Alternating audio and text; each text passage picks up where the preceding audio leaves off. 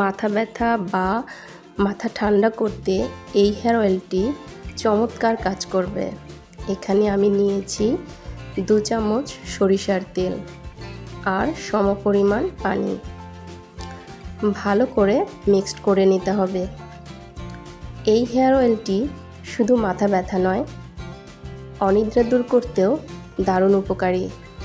আমরা বাইরে থেকে এসে অনেক সময় অনুভব হয় যে মাথা থেকে যেন গরম ভাব বের হচ্ছে।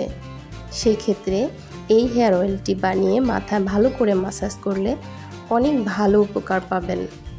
যাদের রাতে ঘুমের সমস্যা আছে, ঘুম আসছে না, তারা এভাবে তেলটি তৈরি করে মাথায় ভালো করে ম্যাসাজ করুন। আশা করি ঘুম চলে আসবে।